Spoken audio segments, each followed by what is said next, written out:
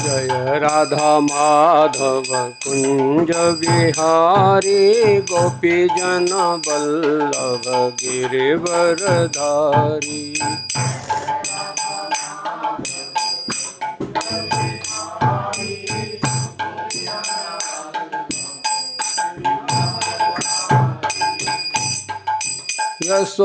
यशोदानंदन ब्रज जन रंजन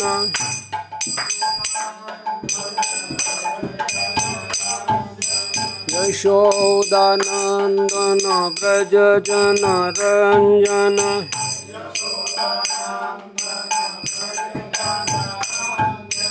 यमुना तीरवनचारी।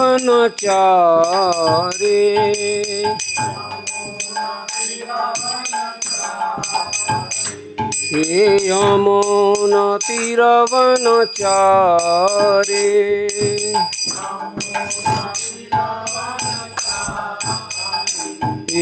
जय राधा माधव कुंज बिहारी गोपी जन वल्लभ गिरिवरधारी।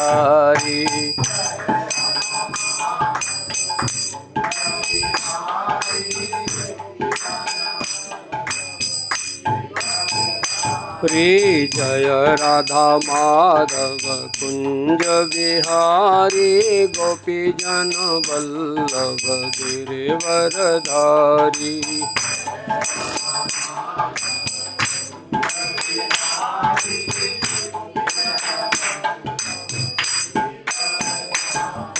जय राधा माधव कुंज बिहारी गोपी जन वल्लभ गिरिवरधारी।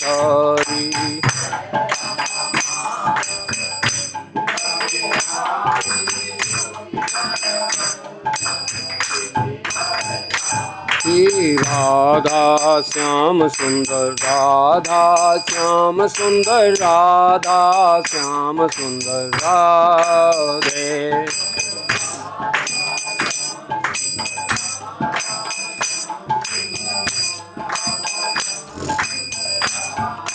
जय राधा गिरिधारी राधा गिरिधारी राधा गिरिधारी राधे।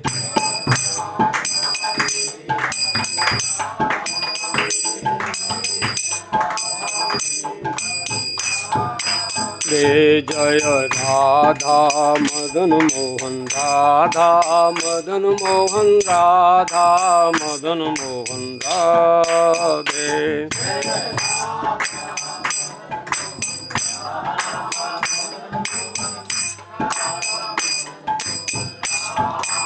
जय राधा कुंज बिहारी राधा कुंज बिहारी राधा कुंज बिहारी राधे।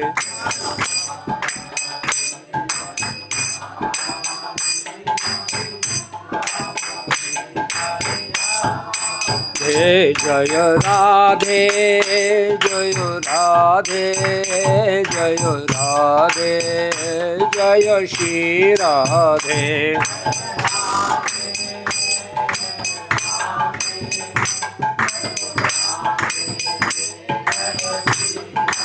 जय कृष्ण बलराम जय कृष्ण बलराम कृष्ण बलराम जय कृष्ण बलराम।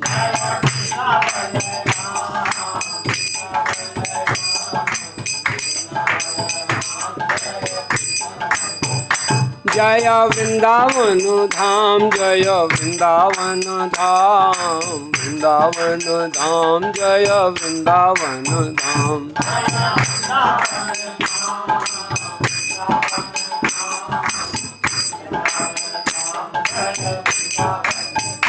जय राधे श्याम जय राधे श्याम राधे श्याम जय राधे श्याम।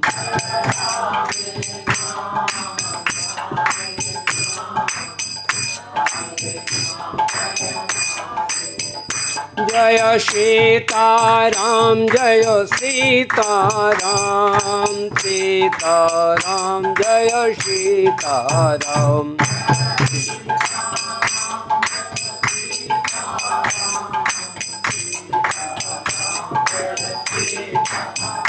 जय सीताराम लक्ष्मण हनुमान, सीताराम लक्ष्मण हनुमान।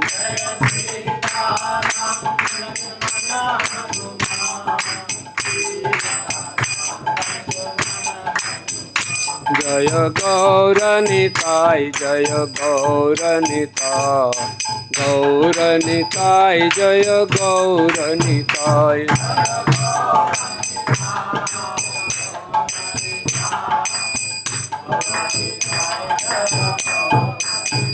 जय निमाई निताय जय निमाई निताय, निमाई निताय जय निमाई निताय।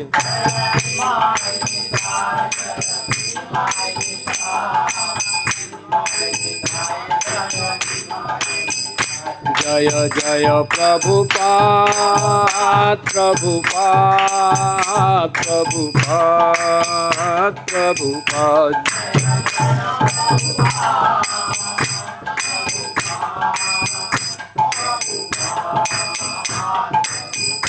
जय जय गुरुदेव गुरुदेव गुरुदेव गुरुदेव।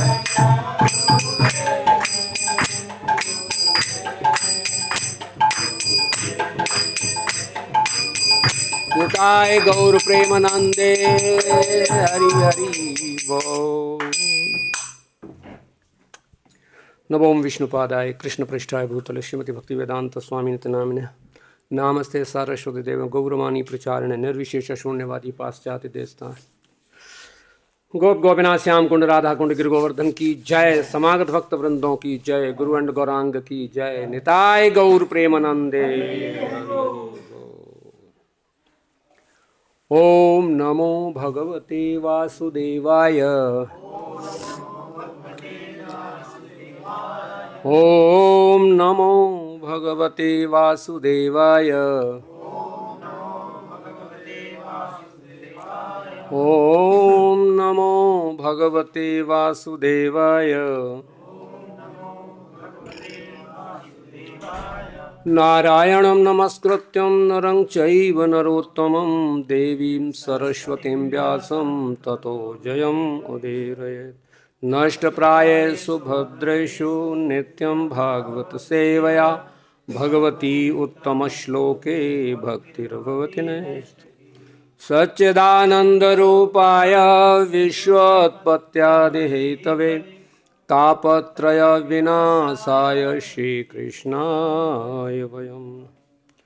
बंसी विभूषितकरान्नवनीरदाभात् पीताम्बरादरुणबिम्बफलाधरोष्टात् पूर्णेन्दुसुन्दरमुखादरविन्द्रनेत्रात् कृष्णात् परं किमपि तत्त्वमहं न जाने। बर्हापीडं नटवरवपु कर्णयो कर्णिकारं बिभ्रदवास कनककपिशं वैजन्तीं च मालां।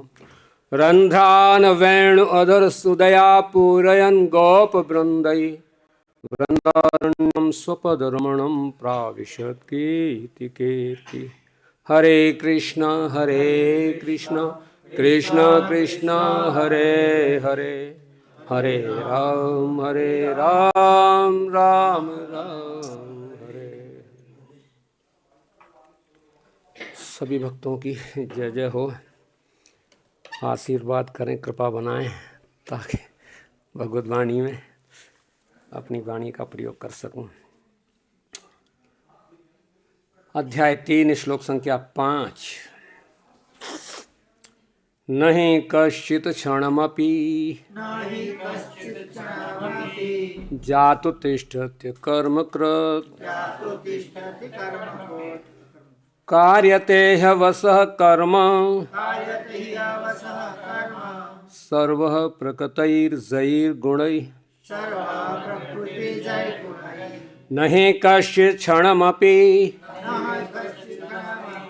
जातो तिष्ठत्य कर्मकृत् जातु तिष्ठत्य कर्मकृत् कार्यते ह्यवस कर्म कार्यते ह्यवस कर्म सर्वः प्रकृतिर्जैर्गुणैः सर्वः प्रकृतिजैर्गुणैः न हि कश्चित् क्षणमपि न हि कश्चित् क्षणमपि जातो तिष्ठत्य कर्मकृत् जातु तिष्ठत्य कर्मकृत् कार्यते ह्यवस कर्म कार्यते ह्यवस कर्म सर्वः प्रकृतिर्जैर्गुणैः सर्वः प्रकृतिजैर्गुणैः न हि कश्चित् क्षणमपि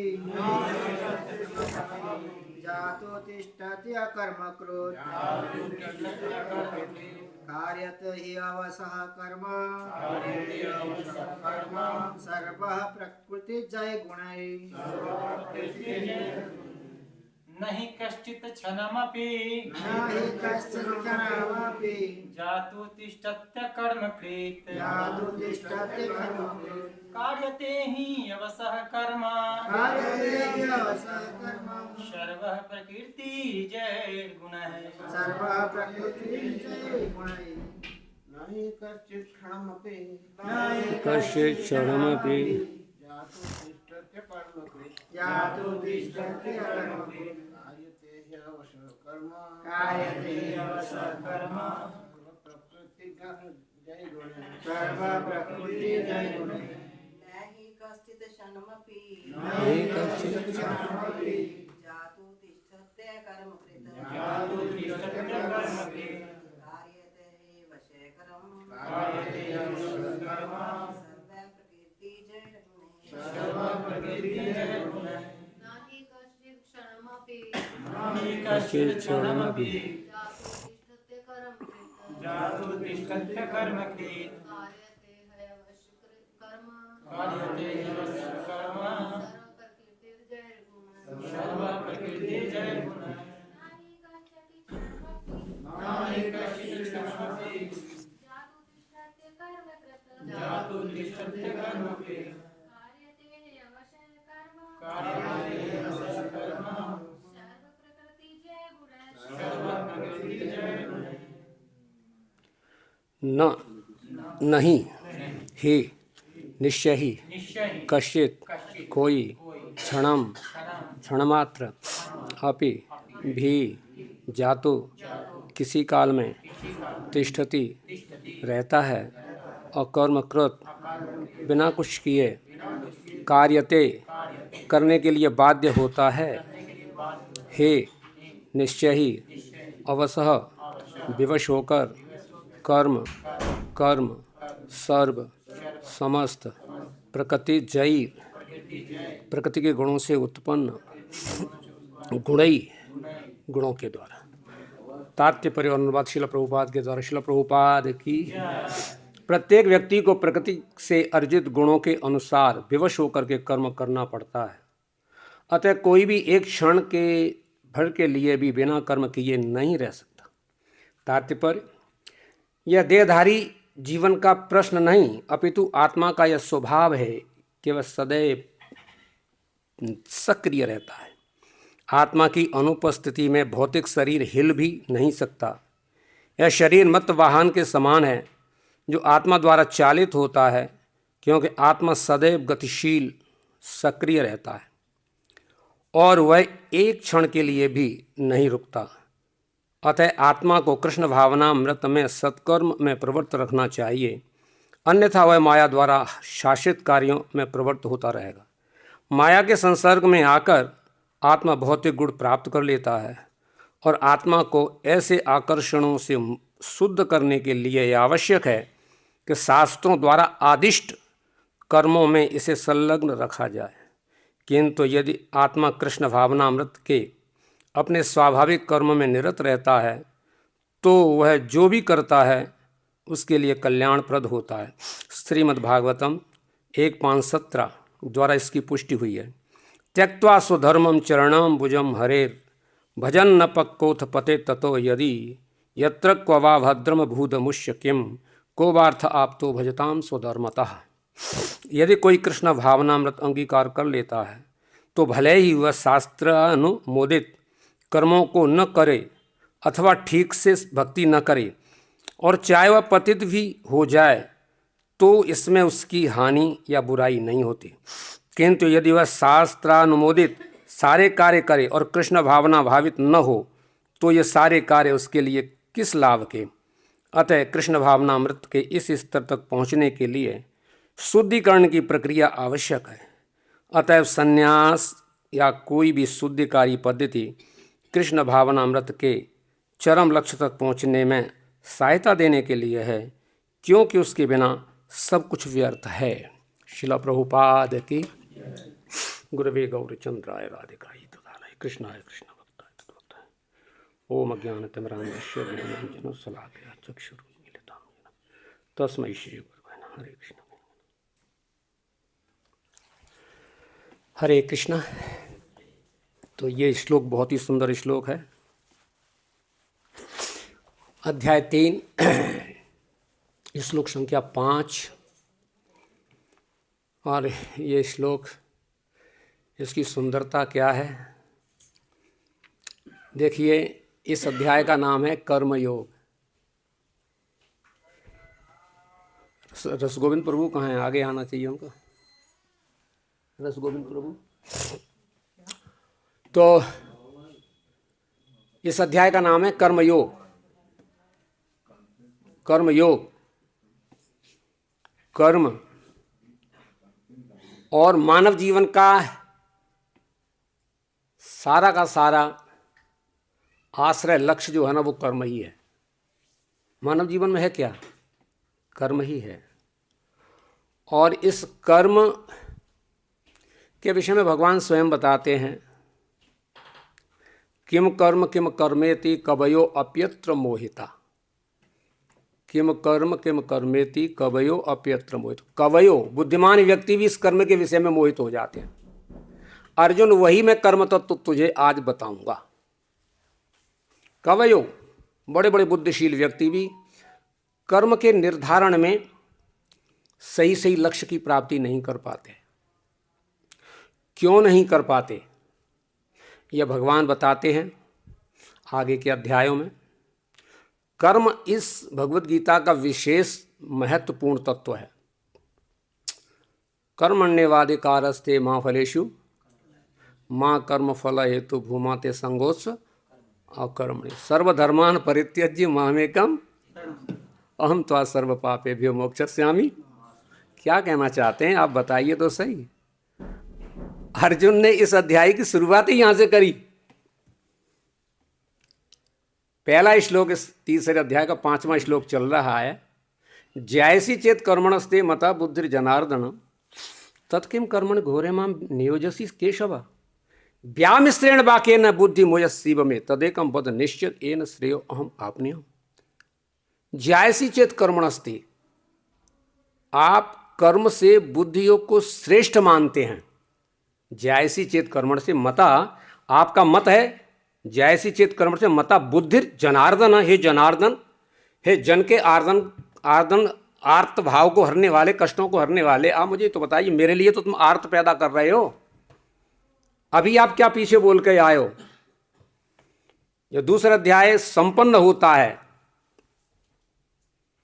2:72, ऐसाम ब्राह्मी स्थिति पार्थ नैनाम प्राप्य विमोह्यति स्थित्वा श्याम अंत काले भी ब्रह्म निर्माण रक्षति।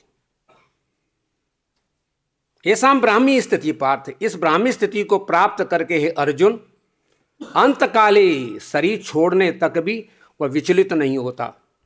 ऐसाम ब्राह्मी स्थिति पार्थ नैनाम प्राप्य विमोह्यति, इस ब्राह्मी स्थिति को प्राप्त करके फिर मनुष्य जीवात्मा विमोहित नहीं होता। स्थित्वा श्याम अंतकाले अपि, शरीर छोड़ने तक ब्रह्म निर्माण रक्षति, और ब्रह्म की प्राप्ति करता है और निर्वाण की प्राप्ति करता है।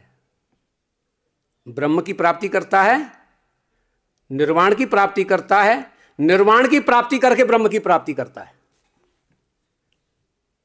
निर्वाण, जो बाण लगे हुए हैं वो बाणों से मुक्त हो जाता है और फिर ब्रह्म की प्राप्ति करता है।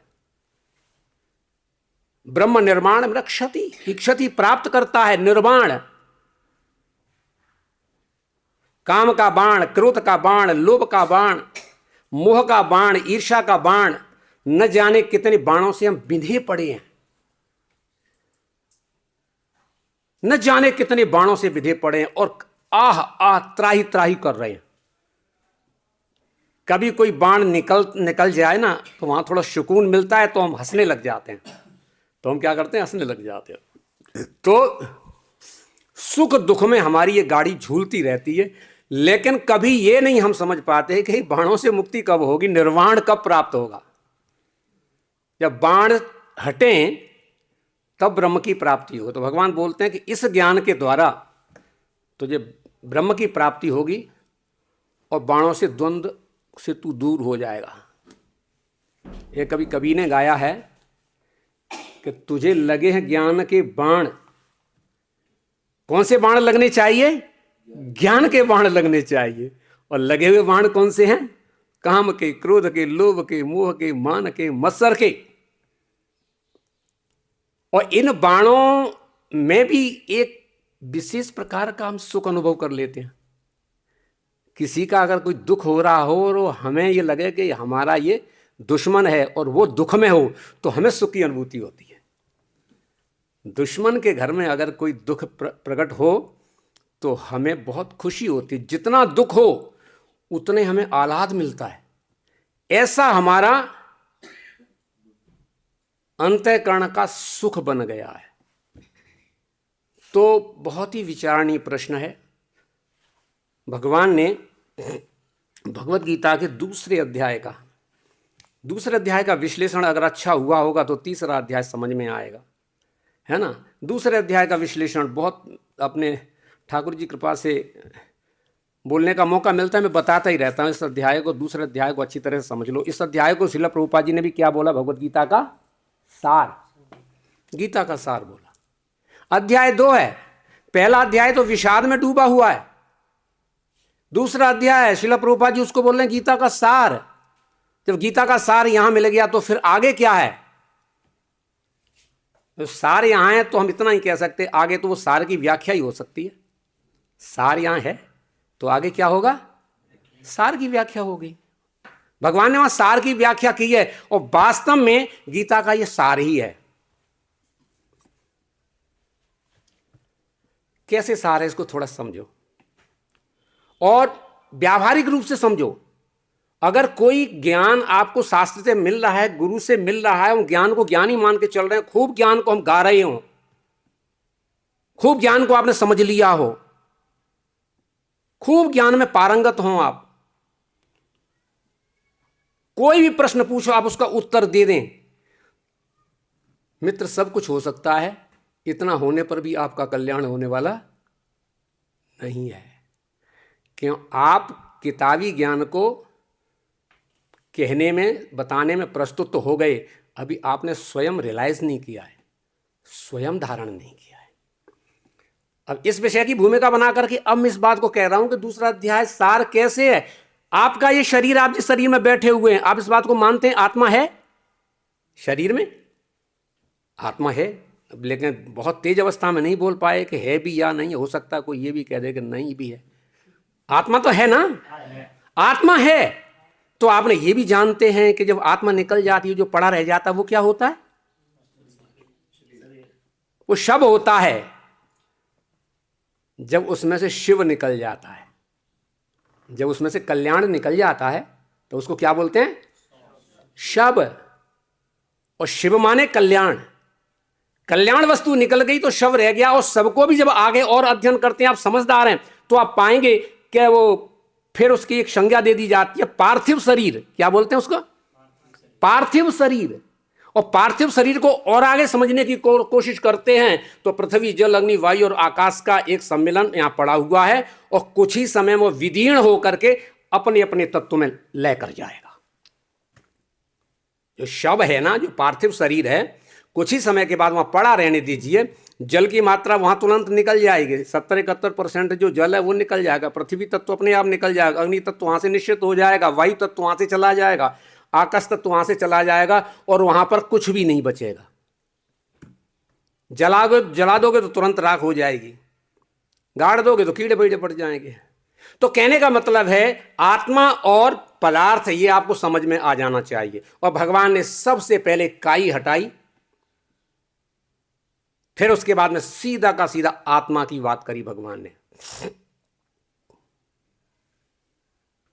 देहिनो अस्मिन् यथा देहे कौमारम यौवनम चर तथा देहांतर प्राप्ति धीरस्तत्र न मुह्यते। देहिनो अस्मिन् यथा देहे कौमारम यौवनम जर, ये शरीर तो बचपन से लेकर के यहां बढ़ता हुआ आगे गिरने वाला है, लेकिन आत्मा में कोई परिवर्तन नहीं होता। न जायते म्रियते वा कदाचिन नायम भूत्वा भविता वा न भूय अजो नित्य शाश्वतो अम पुराणो न हन्यते न हन्यते। हन्यमाने मरने वाला तो शरीर है, मैं क्यों मरूंगा। इस बात को जानने के लिए भगवान ने इन दोनों बातों को बताया। पहले सत्यता दिखाई, असोचा नन्व सोचस्तम प्रज्ञा वाला भाषते। विद्वानों जैसी तो भाषा बोल रहे हो, तुम्हें इतनी अकल नहीं है। गथा शून्य से नानु सोचती। पंडित आज जो चले गए, जो जाने के लिए तैयार हैं, और जो आएंगे वो भी जाएंगे ही, क्या सुख करना उसके विषय में। तो भगवान ने बहुत सुंदर तरीके के साथ में 5-6 श्लोकों में ऊपर से जो अज्ञानता को हटाया। हटाने के बाद में आत्मा प्रस्तुत की। आत्मा प्रस्तुत करने के बाद में भगवान ने शरीर और आत्मा के साथ में जो व्यक्ति सामने खड़ा हुआ है उसकी संज्ञा बनती है गुणों के अनुसार 4, ब्राह्मण, क्षत्रिय, वैश्य और शूद्र। इसीलिए भगवान वहां से बोले 9 श्लोक, स्वधर्मम अपि चावेक्ष न विकंपितुम अर्हसि धर्मयाद युद्धाशयो अन्य क्षत्रिय स न विद्यते। युद्ध, धर्ममय युद्ध की प्राप्ति अगर क्षत्रिय को प्राप्त हो जाए तो इससे बढ़कर के क्षत्रिय का सौभाग्य नहीं है। अर्जुन के लिए बोले, लेकिन आप तो भगवान को समझने की कोशिश करो ना, आप उनके ही है ना, भगवान के भक्त हैं। तो आपको जब भगवान ये बोलते हैं स्वधर्मम अपि चावेक्ष, अपने स्वधर्म को देख, और ध्यान दीजिए बहुत गहराई होती है। स्वधर्म जब प्रकट होता है तो स्वधर्म का मतलब क्या होता है। इसी शरीर में आप प्रकृति के जिस आवरण में बंधित हैं और उस आवरण में बंधित हुए उस बंधन के जो कर्तव्य बनते हैं उनका नाम स्वधर्म है। इस समय आप ब्राह्मण के शरीर में हैं, ब्राह्मण की क्रियाओं में लगे हुए हैं, ब्राह्मण बुद्धि को धारण करते हैं, तो आपका ब्राह्मण के कार्य ही स्वधर्म है आपका। आप क्षत्रिय हैं तो क्षत्रिय के जितने कार्य हैं वो स्वधर्म हैं। वैश्य हैं स्वधर्म हैं, शूद्र हैं स्वधर्म हैं। लेकिन एक 5वीं लक्षण होता है जो किसी में गिना नहीं जाएगा, चांडाल और मलेच्छ और स्वपक्ष। वो काउंट नहीं होता, वो तो शूद्र में भी काउंट नहीं है, और भगवान का भक्त भी किसी में काउंट नहीं होता। तो भगवान ने यहां पर बताया, तो स्वधर्म के साथ में आप तीनों वर्णों को, चारों वर्णों को समझना चाहिए कि भगवान स्वधर्म बता रहे हैं कि ब्राह्मण, क्षत्रिय, वैश्य, शूद्र के क्या कर्तव्य, उनका पालन करो। और इतना पालन करते हुए भी आप प्रकृति की बाउंड्री के अंदर हैं, प्रकृति का कार्य कर रहे हैं, प्रकृति के अंतर्गत कार्य कर रहे हैं, आप बाहर नहीं निकले हैं। तब भगवान लास्ट में बोलते सुख दुखे समे कृत्वा लावा लाभु जया जयु ततो युद्धाय जुजुत्सु नैवं पापम अवाप्स्यसि। ये अवस्था जब आती है सुख दुखे समे कृत्वा लावा लाभु जया जयु ततो युद्धाय युजस्व नैवं पापम अवाप्स्यसि। और व्यक्ति तब तक पाप या पुण्य कार्य करता रहेगा जब तक उसका लक्ष्य शरीर होगा।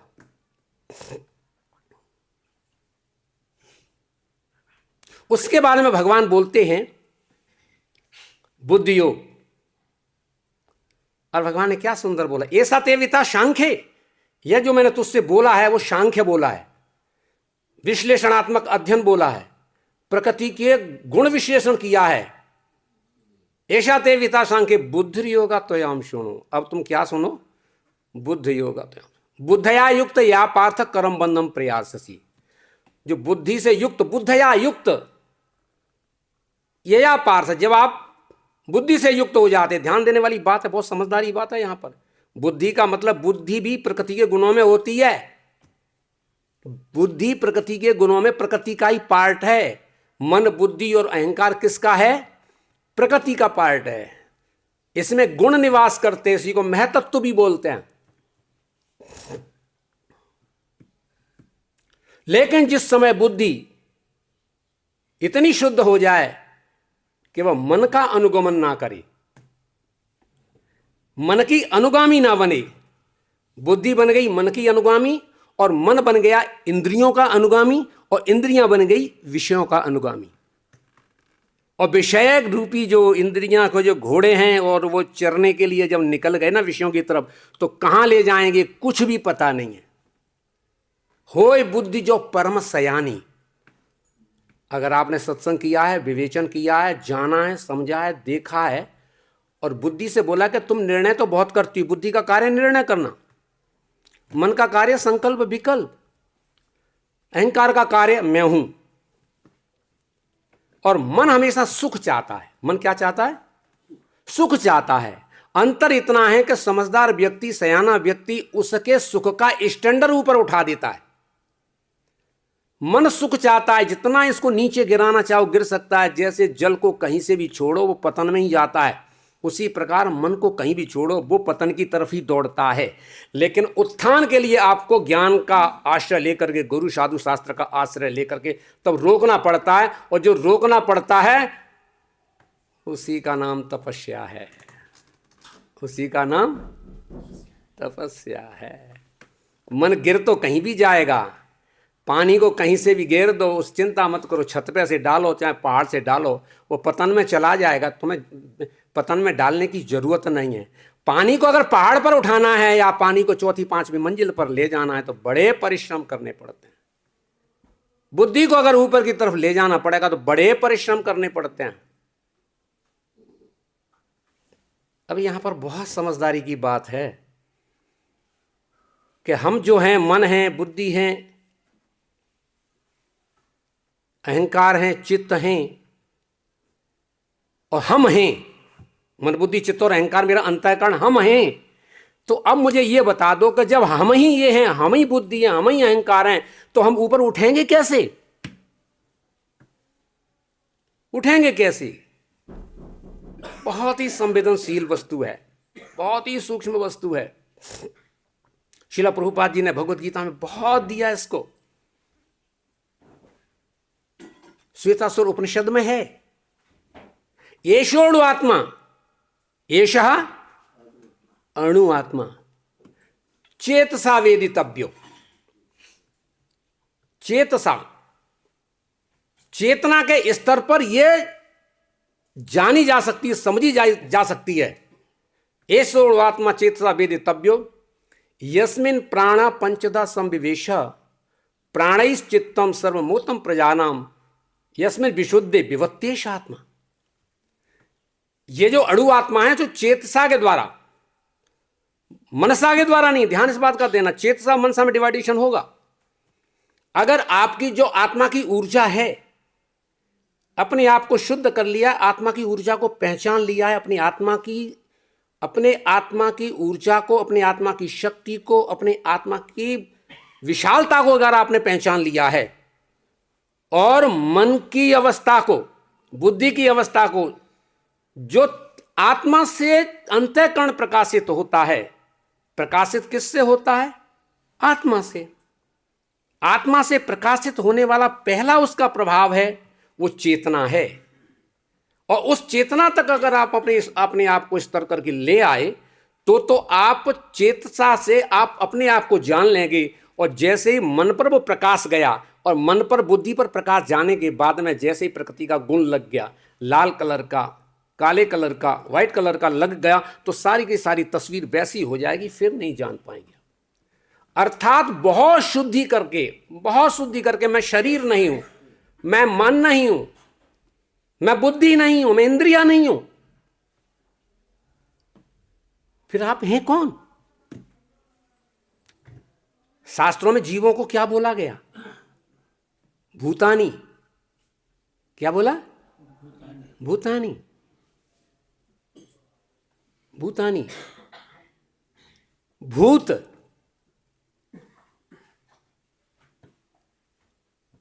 आत्मभूत,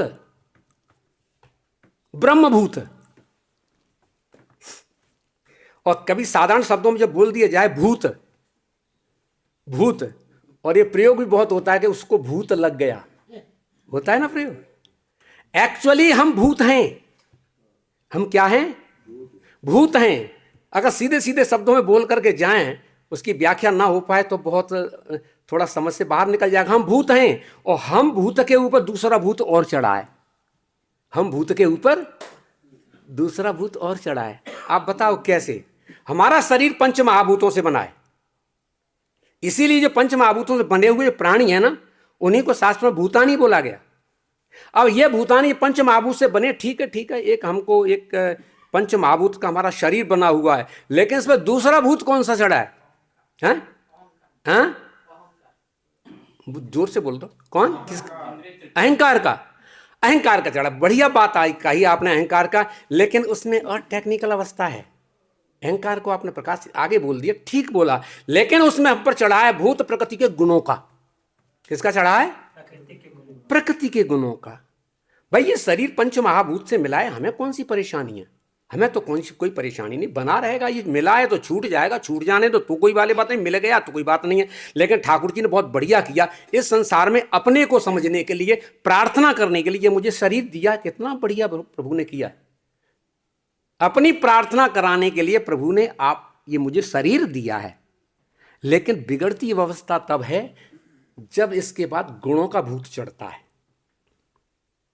सतोगुण, रजोगुण, तमोगुण का जब भूत चढ़ता है, उसी प्रकार की क्रियाओं में फिर महसूस करता है कि मैं ये हूं।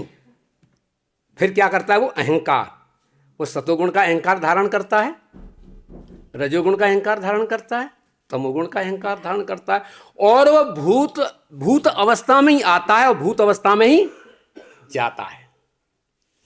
कोई भी रास्ता उसका नहीं है कि वो बच सके उससे। लेकिन कबहू कर करुणा नर देही, देत ईस बिन हेत सनेही। ये देह भगवान ने जो दी है, नदेय माध्यम सुलभम सुलभ सुकल्पकम नदेय माध्यम। जो नर्द मनुष्य का जो शरीर मिला है, इसमें बहुत बड़ी ऊर्जा है। इस ब्रह्मांड में सबसे बड़ी शक्ति अगर कुछ है, बहुत बड़ा विस्तार अगर करने वाली कोई शक्ति है, तो मानव शरीर है। मानव शरीर के द्वारा प्राप्त की जाने वाली उपलब्धियों का वर्णन नहीं किया जा सकता, इतनी बड़ी शक्ति है। लेकिन इस मानव शरीर की प्राप्ति होने पर भी हम बहुत ही पशुवत जीवन जीते हैं। हमारे अंदर सारे पशुओं के गुण होते हैं, बताने की जरूरत नहीं, आप स्वयं देख लीजिए। जो पशुओं में जो उत्प्रेरणाएं उत्प्रेक्षाएं निकलती हैं, वही उत्प्रेरणाएं हमारे अंदर निकलती हैं। आहार निद्रा भय मैथुनम च समानमे तत्पशुभि नारायणाम चलती रहती हैं। इनको समझने के बाद में कोई व्यक्ति कहे कि मैं आहार निद्रा भय मैथुन से मेरे जीवन में कोई मतलब नहीं, मैं शुद्ध हो, नहीं, अनायास नहीं हो सकते आप। आपको बहुत बड़े संघर्ष करने पड़ेंगे, एक एक विषय पर बहुत बड़े संघर्ष करने पड़ेंगे, महाभारत करना पड़ेगा, तब आप निकल पाओगे। कोई अगर तात्क्षणिक अवस्था में कहने लग जाए अरे मेरे जीवन में ये कुछ नहीं है, वो दंश इतने गहरे कषाय बैठे हुए हैं अंदर, उसको निकालना बड़ा मुश्किल है। और ज्ञान दृष्टि से आप निकाल सकते हैं। तो यहां पर नहीं कक्षित क्षणम भी जात उत्कृष्ट कर्म कृत, कोई भी जीवात्मा नहीं कक्षित क्षण भी, एक क्षण के लिए भी वह बगैर कार्य किए नहीं रह सकता।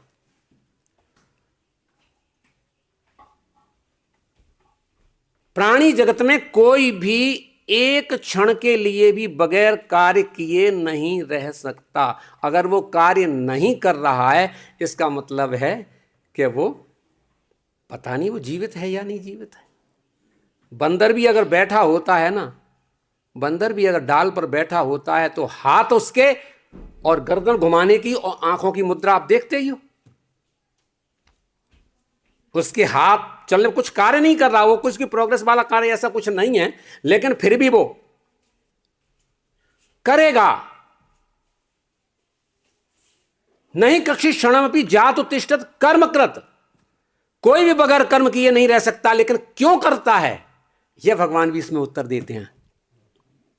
कार्यते यवश, विवश होकर के करता है, विवश होकर के करता है। सर्व प्रकृतिर जैर गुण, प्रकृति से उत्पन्न गुणों के कारण। इसके छोटे से उदाहरण देखने की कोशिश करो। आप अपनी जगह यहां बैठे हुए हैं, है ना, मैं अगर बोलना बंद करूं, आप यहां बैठे रहें, 2 मिनट अगर हो जाए, 3 मिनट अगर हो जाए, उसके बाद में अंतर से बोलो ना। आप बोलो तो मैं सुनूं, आप बोल नहीं रहे तो मेरी क्रियाएं बंद हो रही हैं। और हर व्यक्ति अनायास ही बोल देता है कि मेरे पास समय नहीं है, नहीं मेरे पास टाइम नहीं है, जबकि उसे कहीं आना जाना भी नहीं है, कोई उसका नियत कार्य भी नहीं है, लेकिन वो इंतजार नहीं कर सकता, वो अपना मुकाबला नहीं कर सकता। एकांत में बैठ करके कुछ मत करिए, निर्विकल्प अवस्था में बिल्कुल कुछ मत करिए, बैठ कर तो दिखाइए। आप बैठेंगे नहीं। अब प्रश्न इस बात का आता है कि क्यों नहीं बैठेंगे? उत्तर यही है, सर्व प्रकृति जैर गुणा। प्रकृति के द्वारा आप आबद्ध हैं और प्रकृति के स्वभाव के अनुसार आप एक्शन करना ही पड़ेगा आपको। और जिन्होंने इस बात को समझ लिया है वो कहते हैं कुछ भी हो जाए। भगवान ने बहुत बड़ी बात कही है, कर्मण्येवाधिकारस्ते मा फलेषु, सब विपत्ति है ये। अगर एक शब्द बोल करके छोड़ दिया जाएगा तो आप कहेंगे क्या मुझे मिसअंडरस्टैंड कर रहे हो? कर्म करना विपत्ति है, लेकिन कोई कर्म किए बगैर रह भी नहीं सकते। इस अध्याय को बड़ा सुंदर वर्णन है। अब विपत्ति कैसे है कि प्रकृति के द्वारा आप क्रियाओं को संपादित करेंगे, प्रकृति के द्वारा क्रियाओं को संपादित करेंगे तो प्रकृति के द्वारा किए गए कार्यों का परिणाम भी प्रकृति के अंतर्गत ही आएगा। प्रकृति के द्वारा किए गए कार्यों का परिणाम प्रकृति के अनुसार आएगा, तो प्रकृति के अनुसार प्राप्त हुए परिणाम भी प्रकृति में बांधेंगे। कर्म से प्रारब्ध, प्रारब्ध से जन्म, जन्म से कर्म, कर्म से प्रारब्ध, प्रारब्ध से जन्म, पुनरपि जननम पुनरपि मरणम। यह बंद नहीं होगा और कोई रुकेगा भी नहीं। कोई समझदार होगा, अरे कारण क्या है, मैं रोज, हमारी इतनी बड़ी आयु हो गई, मैं कुछ कर तो पाया नहीं और मुझे एक दिन का भी चैन नहीं मिला। प्रकृति इतनी बढ़िया तरीके से तुम्हें गुलाम बनाती है कि रोज तुम्हारे पास में अभी योजनाएं रखी हैं, ये कार्य करना है, उसके बाद में वो कार्य करना, उसका कार्य वो हो जाए, बस 10 साल के बाद में मैं फ्री हो जाऊंगा, बस उसके बाद में मैं सब ऐसी ऐसी योजनाएं रखी हैं। वो ऐसी योजनाएं रखी हैं और प्रकृति का छल है, प्रकृति का छल है वो। और प्रकृति तुम्हें छोड़ेगी नहीं। अगर प्रकृति तुम्हें छोड़ देगी तो प्रकृति का आश्रय कौन है? प्रकृति पुरुष का आश्रय लेती है और पुरुष प्रकृति का भोग करता है। कपिल भगवान अपनी माता को बोलते, माता इतनी सी तो कहानी है, प्रकृति पुरुष विवेक योग। प्रकृति और पुरुष का जिसको विवेक प्राप्त हो गया वह मोक्ष की प्राप्ति करेगा। और मोक्ष की प्राप्ति करने के लिए उसी क्रिया में आपको कम से कम अब बैठना तो होगा। साधन लगाइए, बैठिए एकांत में। अब बैठने के बाद में बहुत सारी समस्याएं हमारे सामने आ जाएंगी। उन समस्याओं का समाधान है कि बैठिए जरूर, लेकिन इस बात का ध्यान रखिए कि तुम्हें अगर बोल दिया जाएगा तुम ध्यान लगाओ, तुम ये करो वो करो, तुम्हारे बस का राग कुछ नहीं है। कृष्ण को अवलंब करिए। कृष्णस्तु भगवान स्वयं एते चांस कला पुंस, कृष्णस्तु भगवान स्वयं। कृष्ण को जब आपने स्वीकार कर लिया है तो कृष्ण को स्वीकार करने की पहली अभिव्यक्ति होगी कि आप उनके नाम को स्वीकार करेंगे। क्या करेंगे? नाम को स्वीकार करिए। नाम चिंतामणि को स्वीकार करिए। आप बैठ जाइए, फिर आप ध्यान लगाने के लिए इस मुद्रा मत ले कि मैं ध्यान लगा रहा हूं। बहुत सारी बातें आती हैं ध्यान के क्षेत्र में, भाई ध्यान और बड़ी तगड़ी ध्यान क्रिया है विपश्यना पद्धति, विशेषण पश्यति सब विपश्यना। अपनी सांसों को देखो, ध्यान लगा रहा हूं, ध्यान लगा तो रहे हो, विषय क्या है? ध्यान लगा रहे हो, आपने कहा ध्यान लगा रहे हो, किस पे ध्यान लगा रहे हो? और इसके बहुत सारे उत्तर हैं। क्या ध्यान लगा रहे हैं? अपनी सांसों पर ध्यान लगा रहे हैं, हम एक ज्योति पर ध्यान लगा रहे हैं, हम एक बिंदु पर ध्यान लगा रहे हैं। एक बिंदु लगा लो, दूर से उसी को देखते रहो, ध्यान लगा रहे हैं। शीला प्रभुपाद जी बोलते हैं कि बिंदु को लगा लो, ज्योति को लगा लो, ध्यान लगा रहे हैं। वो राधा श्याम सुंदर किस लिए खड़े हैं? उनको देखो, ध्यान लगाओ। ध्यान लगाओ। तभी तो बोला कि आज मेरे प्रभु ने कौन सा श्रृंगार धारण किया है। और भक्तों की जितनी गहराई होती है उतनी गहराई से वो देख पाते हैं। ठाकुर जी तो खड़े हुए हैं त्रिवंग ललितम, लेकिन कितना कौन देख पाता है ये अलग अलग बात है। हर भक्त की अपनी अलग बात है, किसने क्या देख पाया। और देखने के बाद में फिर उसने वो आनंद कैसा लिया, आनंद कैसा लिया, बैठ करके अब जा करके अपनी कुठरिया में जा करके बैठे, आज तो मेरे प्रभु ने ये श्रृंगार किया है और मेरे मित्र यहीं तक की सीमा है, आगे की सीमा इसलिए नहीं कह रहा हूं कि नहीं आगे बहुत बात समझ नहीं आएगी, अन्यथा ध्यान लगाने से भी बात नहीं बनती। उन प्रभु के लिए आपने किया क्या है, उन प्रभु के लिए किया क्या है? अरे ठीक है, प्रभु आपके सामने तो इसलिए नहीं आ रहे हैं, प्रभु तो उतावले हैं आपके सामने आने के लिए, लेकिन प्रभु इसलिए नहीं आ रहे। किस लिए नहीं आ रहे?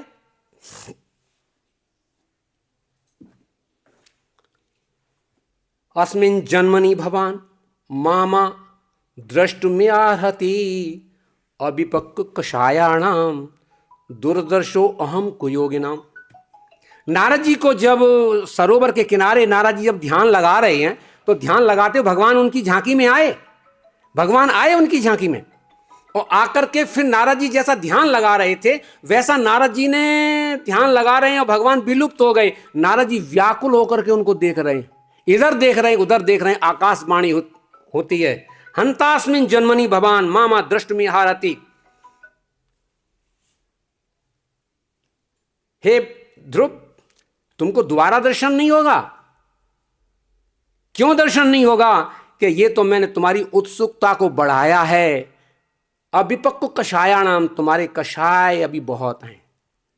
कषाय जब तक, अंतराय जब तक दूर नहीं होंगे, जब तक निर्मल नहीं होंगे, तब तक भगवान दर्शन नहीं देंगे। भगवान सामने आ जाए उतना हमें क्या लाभ मिलेगा? भगवान को मुझे दिखाओ। अरे कैसी बात कर रहे हो तुम, भगवान को देखने लायक हो, और देख भी लोगे तो क्या कर लोगे? भगवान दिखाई दें या ना दें, लेकिन भगवान मेरे हृदय गह्वर में आ जाएं। नारद जी का प्रसंग बहुत सुंदर आता है।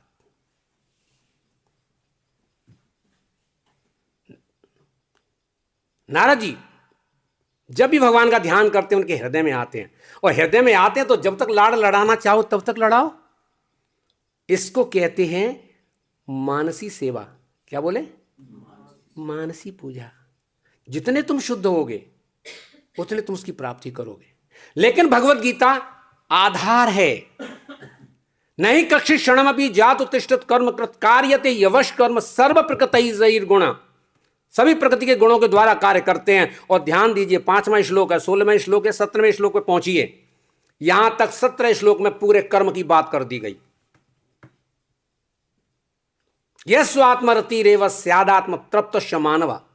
यस्व यत्तु आत्मरति, जो अपनी आत्मा में रमन करता है। आत्मा राम, आत्मभूत, जो ब्रह्म में रमन करता है, ब्रह्मभूत। यस्व आत्मरतिरेव, जो अपनी आत्मा में रमन करता है। स्यादात्म तृप्तस्य मानवा, और वो आत्मा में रमन करता है, आत्मा में तृप्त रहता है। यस्व आत्मरतिरेव स्यादात्म तृप्त, आत्मन्येव संतुष्ट, और आत्मा में संतुष्ट है। तस्य कार्यम न विद्यते, संसार में कोई कार्य उसके लिए नहीं है, कोई कार्य उसके लिए नहीं।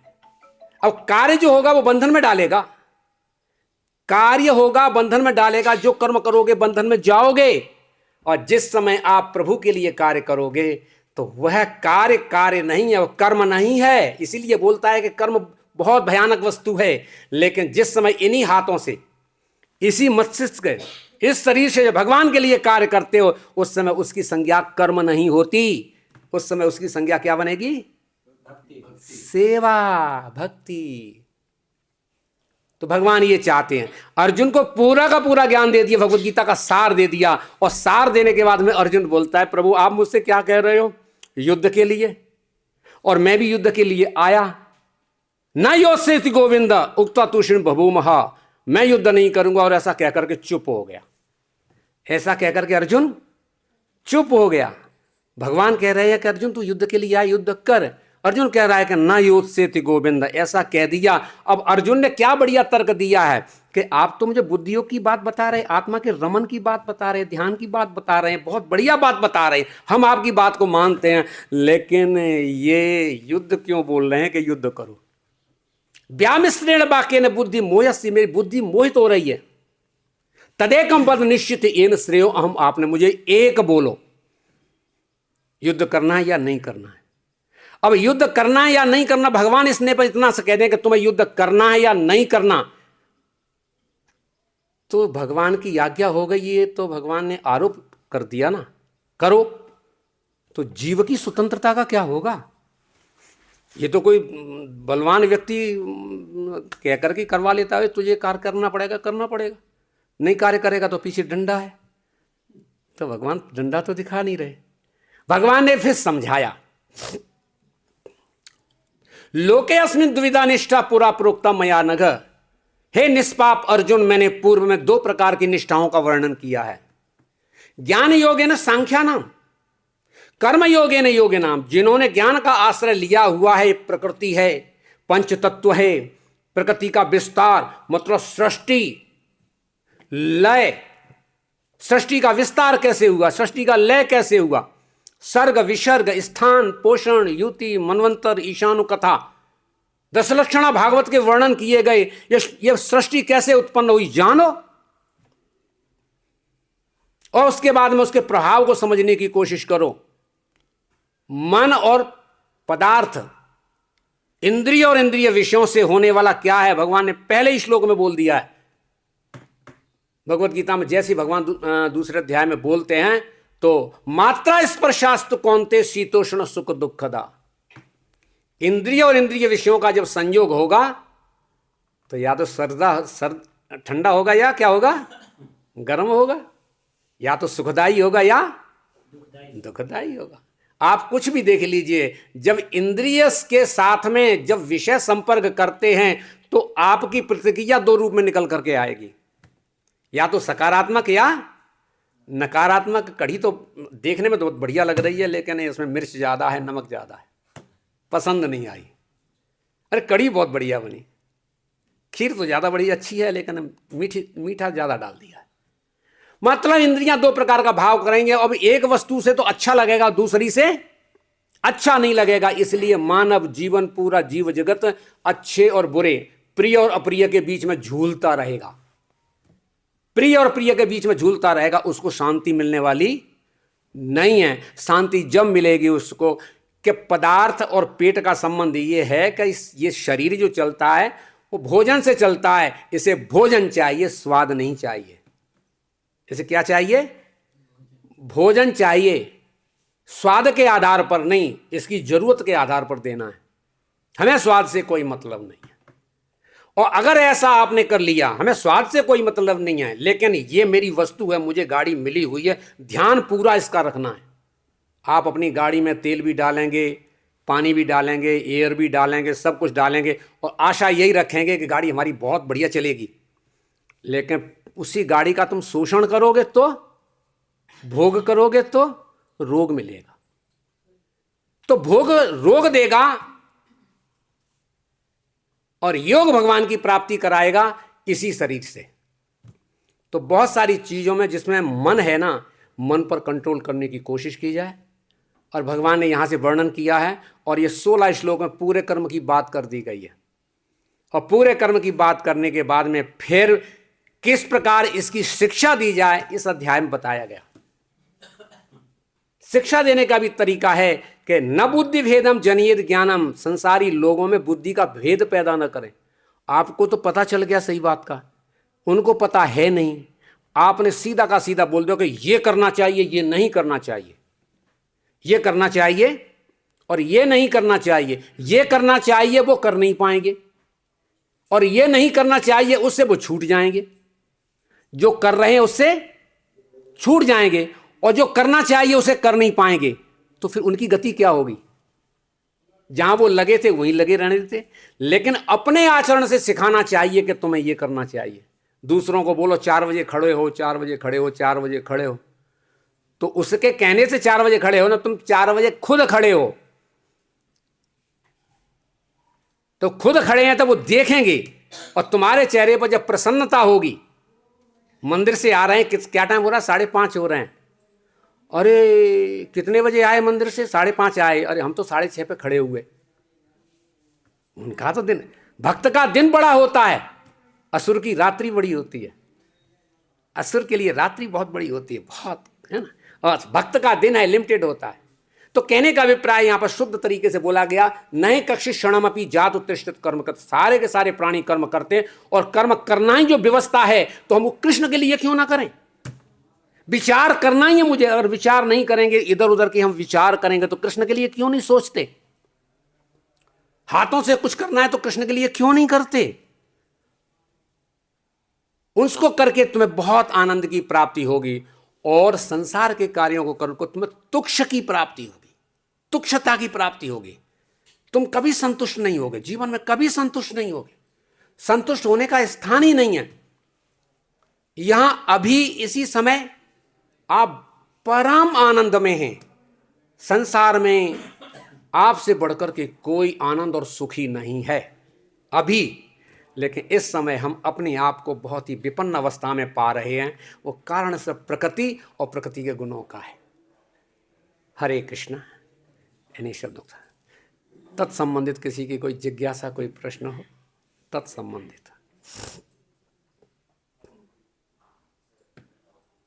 प्रभु जी एक शब्द महत तत्व बोले थे, इसके विषय में थोड़ा सा अगर प्रकाश डालेंगे। शब्द है महत तत्व। महत तत्व बहुत बढ़िया शब्द है। महत तत्व से ही सारा प्रकृति का विस्तार होता है। सारा प्रकृति का विस्तार महत तत्व से होता है। लेकिन इतना अगर आप आगे बढ़ जाएं, इतना समझदार में आ जाएं कि महत तत्व भी महत ब्रह्म है, महत तत्व भी महत ब्रह्म है, तो बहुत बड़ी सहायता आपकी हो जाएगी। तीन ब्रह्म एक है, अखंड ब्रह्म, अनिर्वचनीय, निर्गुण, निराकार ब्रह्म। और वह जब प्रकाशित होता है उसको सिर्फ भक्त जान पाएगा, दूसरा कोई जान भी नहीं सकता। ब्रह्म, जीव ब्रह्म और महद ब्रह्म। ब्रह्म, जीव ब्रह्म, महद ब्रह्म। तो महद ब्रह्म से सारी सृष्टि का विस्तार होता है। और महद ब्रह्म को शास्त्रों में बुद्धि के अंतर्गत, बुद्धि को महद ब्रह्म का अंग माना जाता है। वहां स्थापन होता है महद ब्रह्म इसीलिए, लेकिन महद ब्रह्म वहां नहीं है। प्रकृति, काल, भगवान की इच्छा, तीनों का सम्मिलन ही महद ब्रह्म बनता है। और महद ब्रह्म में जब गुण का फेंटा लगता है तो विकार उत्पन्न होते हैं। और विकार में पहला विकार निकलता है, वो सतोगुण का विकार होता है, जो मन का निर्माण करता है। उसमें आगे जाकर के इंद्रियों का, फिर तामस में जाकर के आकाश, वायु, अग्नि, जल, पृथ्वी, और सब कुछ विस्तार होने के बाद में मैंने एक शब्द बोला कि भगवान की इच्छा और आज्ञा। जीवात्मा उसको धारण करती है तो वो जीवात्मा बनती है और उसका उपभोग करती है। और खेलते तो श्याम सुंदर ही हैं, लेकिन लगता तो हमें ऐसे है कि हम खेल रहे हैं। ये जो हमारे बीच में भी हम हैं, हम नहीं है, श्याम सुंदर हैं, लेकिन हम हैं। देने वाले ने दिया वो भी दिया कि शान से मेरा है, ये लेने वाला कह उठा मैं नहीं, मेरा नहीं, ये तन किसी का है दिया। जो भी अपने पास है वो धन किसी का है दिया। देने वाले ने दिया वो भी दिया किस शान से, मेरा है ये लेने वाला कह उठा अभिमान से। मैं और मेरा कहने वाला ये मन किसी का है दिया। सब कुछ सत्ता तो कृष्ण की है। उस कृष्ण की सत्ता को समझो और आनंद की प्राप्ति करो। हरे कृष्ण।